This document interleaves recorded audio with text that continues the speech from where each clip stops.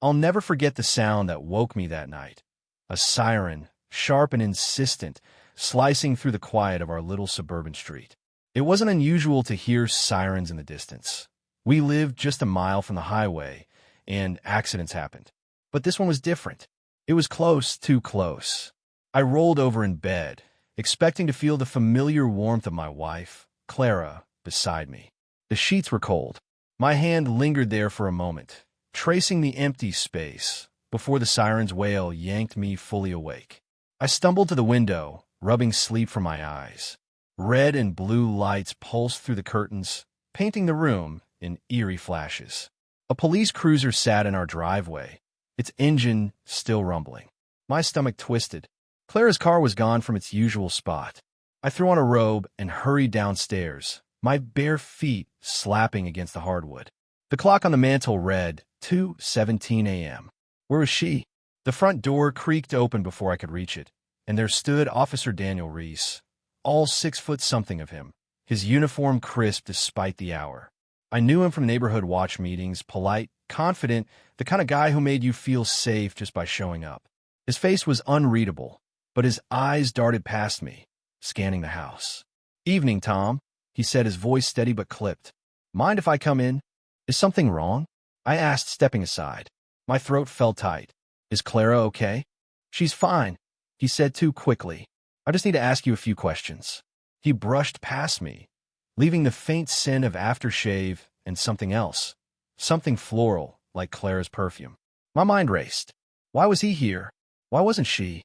I followed him into the living room, where he stood by the couch, hands on his hips, looking at me like I was a puzzle he couldn't solve.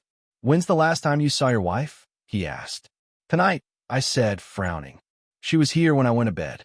Around 10, maybe?" He nodded, jotting something in a small notebook. "And you didn't hear her leave?" "No."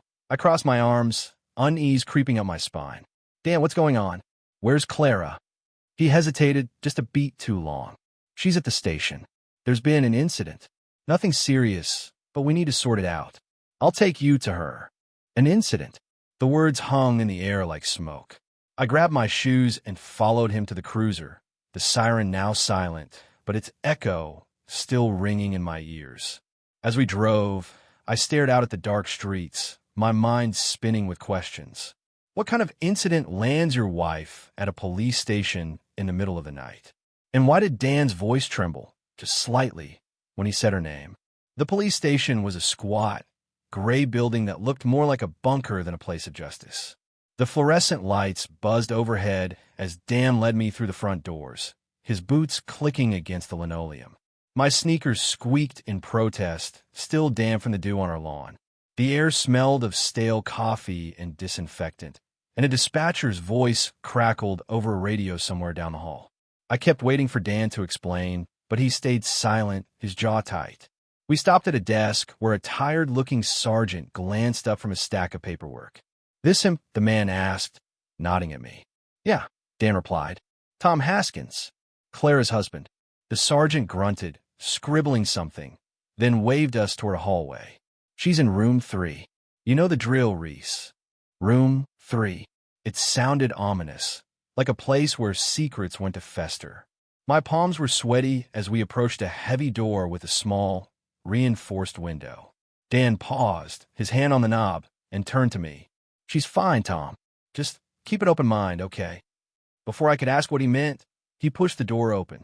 There was Clara, sitting at a metal table, her auburn hair tangled and her coat draped over her shoulders like a shield. She looked up, and her green eyes widened, first with relief, then with something else. Guilt, maybe? She stood, smoothing her skirt, and forced a smile.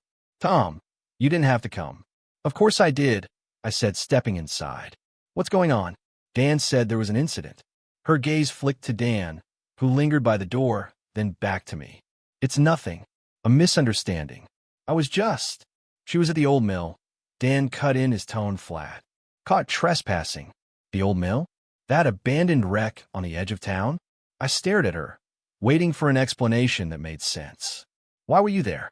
"At 2 in the morning. Clara's cheeks flushed. "I couldn't sleep. I went for a drive and, I don't know, I ended up there. I was curious." "Curious?"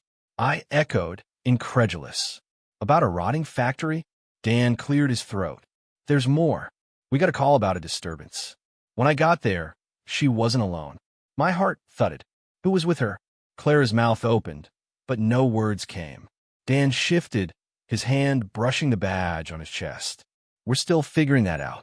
The other person took off before I could ID them. I looked between them, my wife fidgeting with her wedding ring, and Dan avoiding my eyes. Something wasn't adding up. Clara hated the dark, hated being alone in strange places. And yet here she was, spinning a story thinner than the station's coffee. As Dan stepped out to check on something, I sat across from her, the metal chair cold against my legs. Clara, I said quietly, what aren't you telling me? Her lips parted, but then the door swung open again, and everything changed. The door banged open, and a wiry man in a janitor's uniform stumbled in, his mop clattering to the floor. He was older, maybe 60, with wild gray hair and eyes that darted like a cornered animal's. Reese, he barked, pointing a shaky finger. You tell him yet? About the picture? Dan was back in an instant, his broad frame filling the doorway. Not now, Earl, he said, voice low and firm. Go back to the break room. But Earl wasn't budging. He turned to me, his breath sour with tobacco. Your wife, she wasn't just wandering.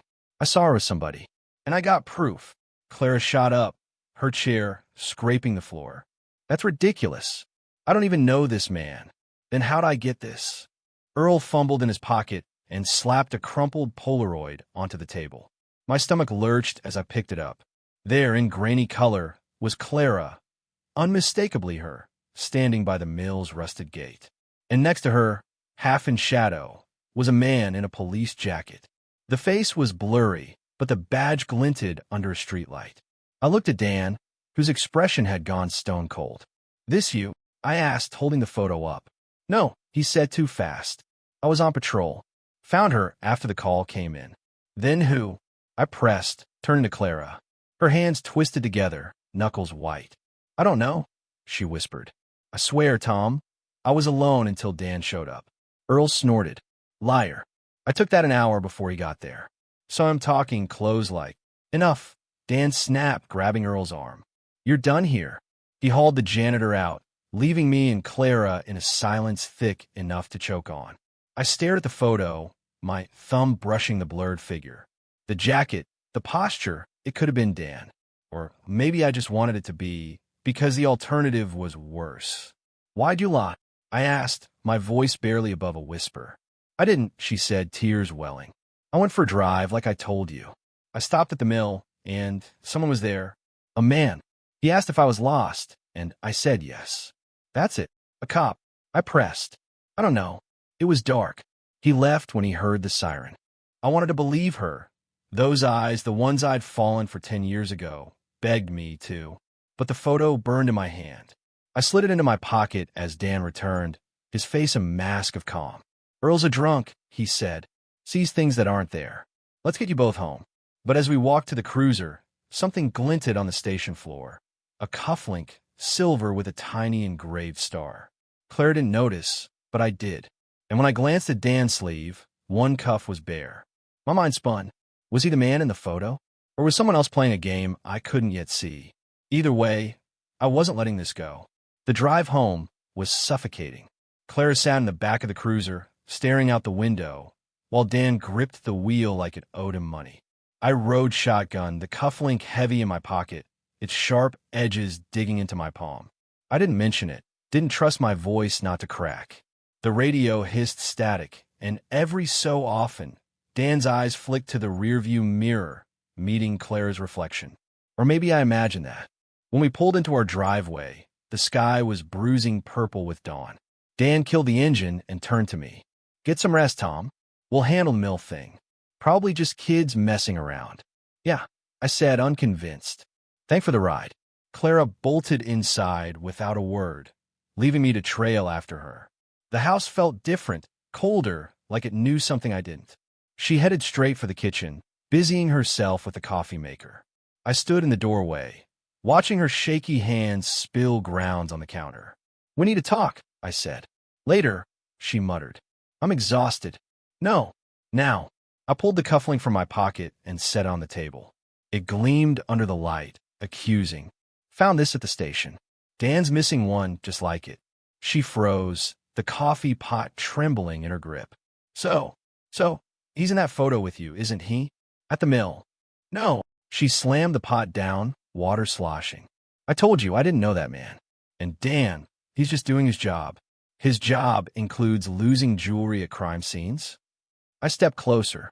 Clara, I'm not stupid. What's really going on? Her lips quivered, but before she could answer, the phone rang, shrill and jarring. I grabbed it, expecting Dan or the station. Instead, a gravelly voice rasped, Haskins? Who's this? I demanded. Check your mailbox. You want to see it. Click. The line went dead. Clara's eyes widened. Who was that? I don't know. I grabbed my coat and headed outside, the morning chill biting my skin. The mailbox hung open, a manila envelope jutting out. My name was scrawled across it in black marker. Inside was a single sheet, a grainy photocopy of a police report dated last night. Trespassing at the mill, sure, but under witnesses, it listed Clara and Daniel Reese, not as the responding officer, but as a civilian. My breath caught. I stormed back inside, shoving the paper at Clara. Explain this. She paled, sinking into a chair. Tom, don't lie again, I snapped. He wasn't just patrolling, was he? He was there with you. It's not what you think, she said, voice breaking. He's helping me with something. Something private. Private? I laughed, bitter. What, like a secret midnight club? She looked away, and that's when I heard it, a car engine, idling down the street. Through the window, I saw Dan's cruiser, parked just out of sight. He wasn't gone. He was watching.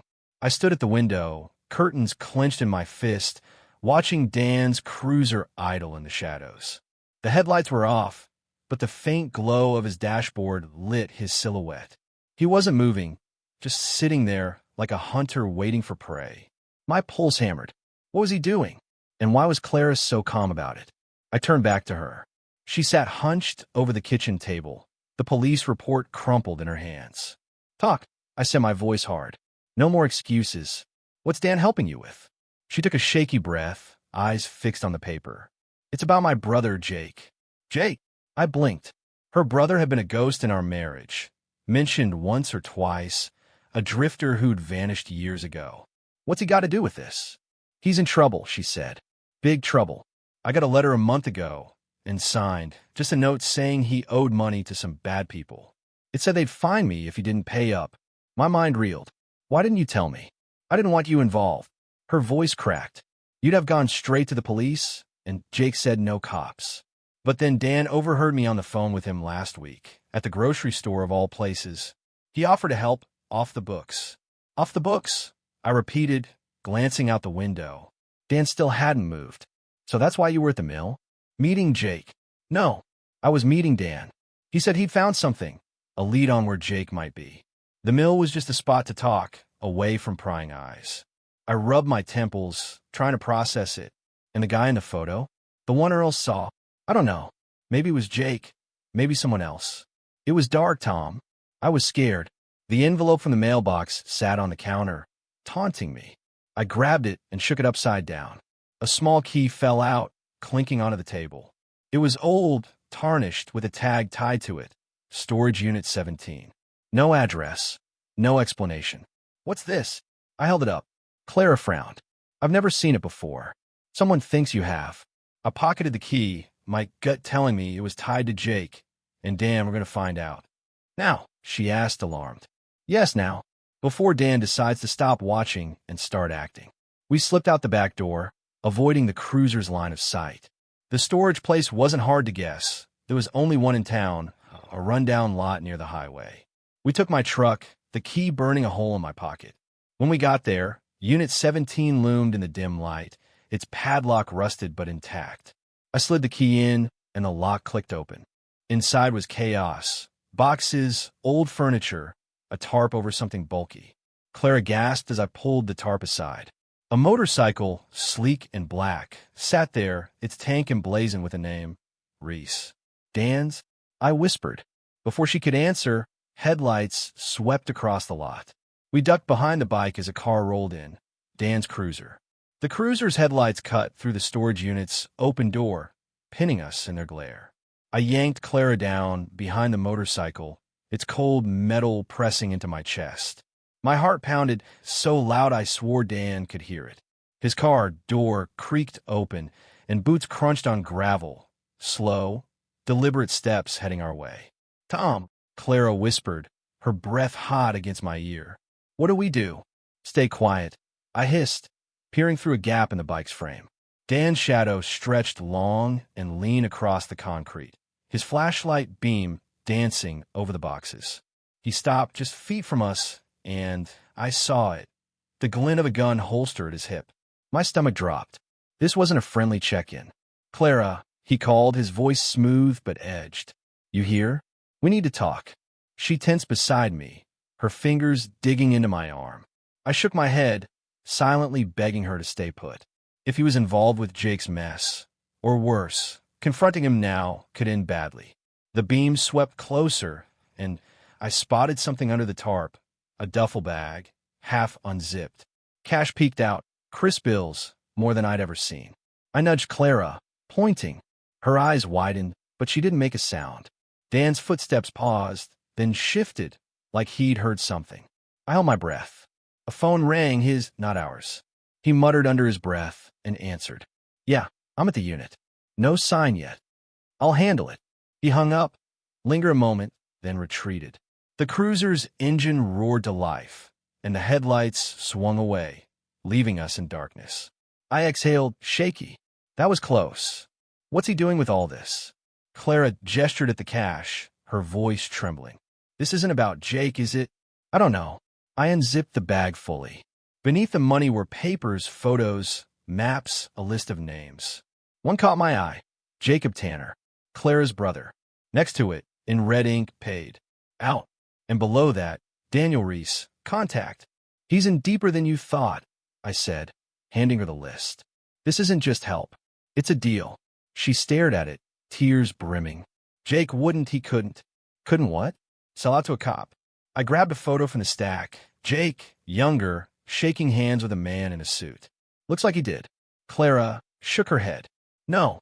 Dan said Jake was running from these people, not working with them. "Then why's his bike here? With Dan's name on it?" I stood, pacing the cramped space. "We need answers. Let's take this stuff and—" A noise cut me off, a low rumble, not a car. I peeked outside. A second motorcycle rolled into the lot, its rider helmeted and anonymous. He stopped, killed the engine, and pulled a phone from his jacket. The screen lit his face for a split second. "Jake." Clara gasped. "That's him." Before I could stop her, she bolted out, waving. "Jake!" The rider froze, then gunned the engine and sped off, vanishing into the night. Clara's cry echoed in the empty lot as Jake's motorcycle roared away, its taillight a red speck swallowed by the dark. I grabbed her arm, pulling her back into the storage unit. "What were you thinking?" He didn't even stop. "He's scared," she said, wrenching free. Her eyes were wild, desperate. "He saw us and panicked. We have to follow him." "With what?" "He's on a bike, and we got my truck." I kicked a box in frustration, sending papers fluttering. "He's gone, Clara." "Not yet." She snatched the keys from my hand and darted to the truck. "Come on." I hesitated, glancing at the duffel bag. Cash, photos, that list with Dan's name. Whatever Jake was tangled in, it was here. I grabbed the bag and ran after her. She was already in the driver's seat, engine rumbling. I barely shut the door before she peeled out, tires screeching. "Slow down," I yelled, bracing myself as we swerved onto the highway. "You don't even know where he went." "East," she said, jaw set. "That's where he always ran, toward the old quarry. He used to hide there as a kid." The truck rattled as she pushed it past 60, the needle climbing. I clutched the bag, my mind racing faster than the engine. Jake's bike in Dan's storage unit. Dan listed as a contact. Cash in cryptic notes. And now, Jake, fleeing at the sight of us. None of it added up, unless Clara wasn't telling me everything. "Clara," I said, keeping my voice steady. "What else do you know about this? About Dan and Jake?" She didn't look at me, eyes locked on the road. "I told you Dan was helping." Jake called me 2 weeks ago, said he'd gotten mixed up with some loan sharks. Dan found out and said he could track him down. And the money? I held up the bag. This isn't tracking. This is payoff. I don't know. Her hands tightened on the wheel. Maybe Jake stole it. Maybe Dan's double-crossing someone. I just want my brother safe. The quarry loomed ahead, a jagged scar in the earth, its gravel paths glinting under the moon. Clara slowed, scanning the shadows. Then we saw it, a faint dust trail leading to a shed near the pit's edge. She killed the lights and coasted closer. The motorcycle stood there, still warm, but Jake was nowhere in sight. We climbed out, the silence thick with tension. I unzipped the bag, pulling out a flashlight from the clutter. Its beam caught something, a footprint fresh in the dirt, heading toward the shed. "He's here," I whispered. Before we could move, headlights flared behind us. I spun, shielding my eyes. Dan's cruiser rolled up, blocking our exit. He stepped out, face grim, and this time his gun was in his hand. "Drop the bag, Tom," he said. "You're in over your head." Clara stepped forward. "Where's Jake? What did you do?" Dan's eyes flicked to the shed. "He's fine. For now. But you two? You're making this harder than it needs to be." Dan's gun glinted in the moonlight, steady in his grip, but his eyes betrayed a flicker of unease. The quarry stretched behind him, a black abyss swallowing sound. I clutched the duffel bag tighter, its weight a lifeline in the chaos. Clara stood rigid beside me, her breath shallow, staring at the man we'd trusted. "Dan, put it down," I said, forcing calm into my voice. "Whatever this is, we can figure out." "Too late for that," he replied, stepping closer. "You shouldn't have come here. Shouldn't have dug." "Dug into what?" Clara snapped. "Jake's life? Your lies? Tell me where he is." Dan's gaze darted to the shed again, just a heartbeat, but it was enough. I edged toward it, keeping the bag between us like a shield. "He's in there, isn't he? What did you do? Tie him up?" "Stay where you are," Dan warned, raising the gun higher. "Jake's fine, better than he deserves. He's the one who dragged me into this." "Into what?" I pressed. "The money? The mill? Explain it." He laughed, sharp and bitter. "You think I wanted this? Jake came to me 6 months ago, owed 20 grand to some guy named Kessler. Said he'd pay me to make it go away. I tried, but Kessler doesn't forgive debts. He owns people. So you sold him out?" Clara's voice broke. "My brother?" "No," Dan snapped. "I covered for him. Fake reports, moved cash. That bike in a unit? Mine, yeah. But I let him use it to run. Tonight was supposed to be the handover. Cash for his freedom. Then you two showed up. I glanced at the shed door, ajar now, swaying in the breeze. If that's true, why is he hiding?" Dan hesitated, and that's when it happened. A figure burst from the shed, low and fast. "Jake!" He tackled Dan, sending the gun skittering across the gravel. They rolled, a tangle of limbs, grunting and scrambling. Clara screamed, lunging forward, but I grabbed her, pulling her back. "Let me go," she yelled. "He's my brother." "He's handling it," I said, though I wasn't sure. Jake pinned Dan, panting, his face bruised and wild. He looked at us, then the bag in my hands. "You found it," he rasped. "Good.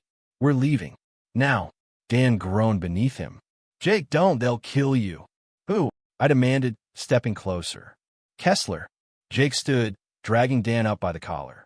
"Worse. Kessler's dead. His boss isn't. And he knows I took his money." The bag suddenly felt like lead. "This is stolen. Borrowed," Jake said, smirking faintly. "Enough to start over. Come on." But before we could move, a new sound cut the night. Engines, multiple, roaring closer. Headlights crested the quarry rim, 3 cars strong. Jake paled. "They're here." Dan wrestled free, grabbing his gun. "Run," he shouted, turning toward the lights. Not against us, but them. The headlights bore down on us like angry eyes, engines snarling as the cars fanned out across the quarry's edge. Dan stood his ground, gun raised, shouting at us to run. Jake grabbed Clara's arm, yanking her toward the shed, while I clutched the duffel bag, my legs frozen for a split second. Then instinct kicked in, and I bolted after them, gravel crunching underfoot. Inside, Jake yelled, shoving the shed door wide. We piled in, slamming it shut as gunfire erupted outside, sharp cracks splitting the night.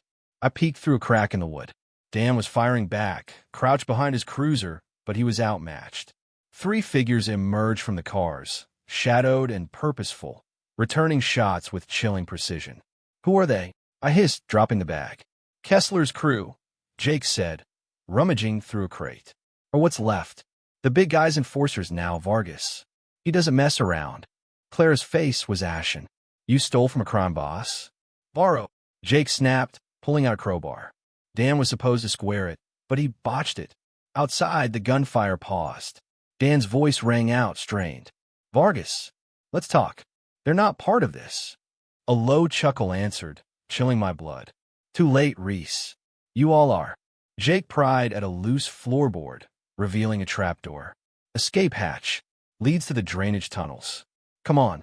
Clara hesitated. "What about Dan?" "He's buying us time," I said, shoving her toward the hole. "Go." We dropped into the dark, the trapdoor thudding shut above us. The tunnel smelled of damp earth and rust, its walls slick with moss. Jake led, crowbar in hand, while I dragged the bag, its straps cutting into my shoulder. Clara stumbled behind, her breathing ragged. "How do you know about this?" I asked Jake. "Old quarry hideout," he said. "Kessler's guys used it for drops." Dan showed me. "Dan," I muttered. "Was he ever on our side?" "He was," Clara said softly.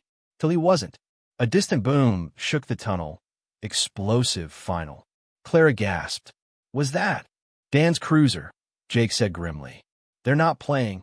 We pushed on, the tunnel narrowing until we hit a grate. Beyond it, the highway hummed faintly. Jake bashed the lock with the crowbar, and it gave with a groan. We crawled out into a ditch, the night air cold and sharp. The quarry glowed orange behind us, fire licking the sky. "They'll think we're dead," Jake said, eyeing the blaze. "Gives us a head start." "To where?" I demanded, hefting the bag. "You've got Vargas after you, and us now." Jake grinned, reckless. "Mexico. New life. You in?" Clara stared at him, then me. "Tom." I looked at the burning quarry, Dan's sacrifice sinking in. "We're not running. We're ending this." The quarry burned behind us, a fiery tomb for Dan's cruiser and whatever hope we'd had of a simple explanation. Jake paced the ditch, his silhouette jagged against the flames, urging us toward his Mexico dream. Clara clutched my arm, her eyes pleading for direction. The duffel bag hung heavy at my side, its cache a curse I couldn't shake. "No more running," I said, firm. "Vargas wants this money. He can come get it. And us." Jake stopped, incredulous. "You're nuts. He'll kill us all." "Maybe," I said, unzipping the bag. "Or maybe we use it to trap him." Clara frowned. "How?" "Dan's radio," I said, pulling it from the bag's depths, cracked but alive, snatched from the unit earlier. "If it still works, we call for backup. Set a meet. Vargas shows, cops grab him." Jake scoffed. "Cops? After Dan. You trust them?" "I trust they hate loose ends," I said, twisting the dial. Static hissed, then a voice dispatch. I gave her location, spun a tail. Stolen cash, armed men, officer down. They bit. Units are en route. We hid the bag in the ditch, marking it with a rock, and waited in the tree line. Dawn crept up, gray and cold, when the first car rolled in. Not police, but Vargas. Tall, lean, with a scar splitting his brow, he stepped out flanked by 2 goons. They scanned the quarry's edge, guns drawn. "Where's my money?" Vargas called, voice like gravel. I stepped out, hands up. "Safe. Let's deal." He smirked, signaling his men. "Show me." Clara and Jake stayed back as I led him to the ditch. Sirens wailed in the distance, closing fast. Vargas froze, eyes narrowing. "You set me up. Fair trade," I said. "You for us." He lunged, but the cops swarmed in, lights, shouts, chaos. His men fired, bullets bit dirt. I dove, tackling Clara behind a tree as Jake bolted, vanishing into the woods. Vargas fought, but cuffs clicked tight. It was over. Later, at the station, Clara sat beside me, drained. "Jake's gone again." "He'll manage," I said, though doubt not. The cash was seized, Vargas locked up. Dan's death was pinned on him. Hero cop, they'd say. I didn't argue. Home felt hollow. Clara brewed coffee, avoiding my eyes. You knew, didn't you? I asked quietly. About Dan. More than you said. She sighed, setting the pot down. He kissed me once. At the mill. I'll push him away, Tom. That's all. The truth stung, but her honesty held me. Why not tell me? I was ashamed and scared you'd leave. I took her hand, the weight of the night lifting just a little. I'm still here. Outside, dawn broke fully, clean new. Jake's bike roared faintly, miles away. I smiled, bitter but alive. We'd lost plenty, but not each other. Not yet.